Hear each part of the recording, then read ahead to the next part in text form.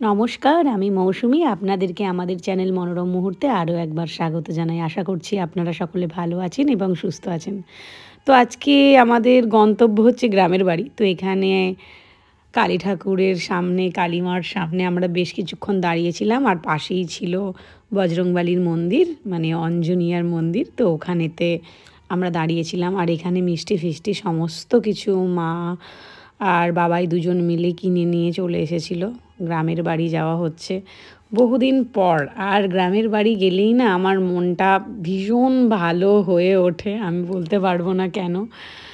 আর কি সুন্দর মাঠগুলো দেখুন, সবুজে সমারোহ। এখানেও একটা মন্দির ছিল, খুবই জাগ্রত মন্দিরটি। বলতে না বলতেই চলে এসেছি, গ্রামের মধ্যে ঢুকে গিয়েছি। তো গ্রামটা কিন্তু ছোট নয়, বেশ বড় একটা গ্রাম। আর এটা হচ্ছে আমাদের পুরনো বাড়ি, আর সামনে লক্ষ্মীতলা, আমাদের নিজেদের বাড়ির যে লক্ষ্মী পুজো হয়।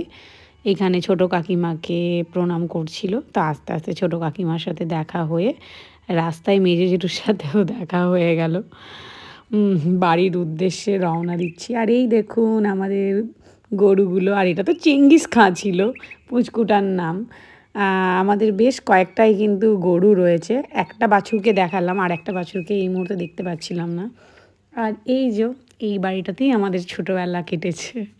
তো যখনই আসি একটা অদ্ভুত ইমোশন কাজ করে, আমি ঠিক বলে বোঝাতে পারবো না। চেনা গন্ধ, চেনা মানুষজন, একটা অদ্ভুত ফিলিংস।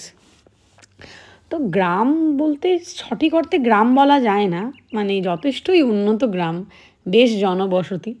আর এখানে বেশিরভাগ মানুষজনই কৃষিভিত্তিক, মানে ছোটোখাটো বিজনেস রয়েছে, কেউ কেউ সার্ভিস করে। মানে এখানে ভালো লাগার কারণ হচ্ছে এরা খুব সাধারণভাবে জীবনযাপন করে, যেটা আমার দেখতে ভীষণ ভালো লাগে।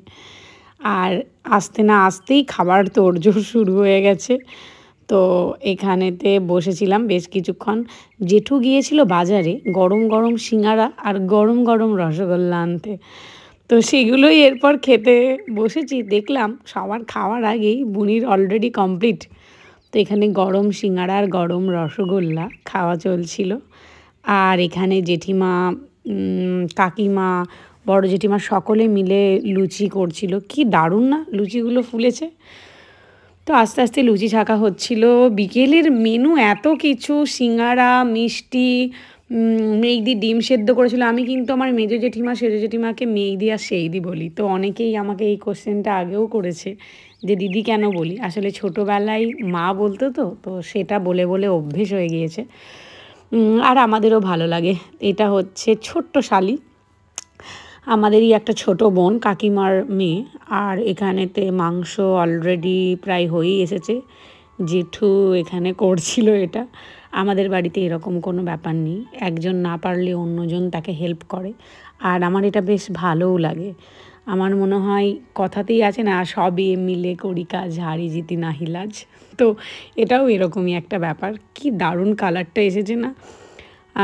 আজকে বিকেলবেলাতে মেনু তো অনেকগুলোই ছিল, আবার ডিম সেদ্ধও খাওয়া হয়ে গিয়েছে। আমার শরীরটা একটু খারাপ লাগছিল, তো সেই জন্য আমি একটা মাত্র লুচি খেয়েছিলাম।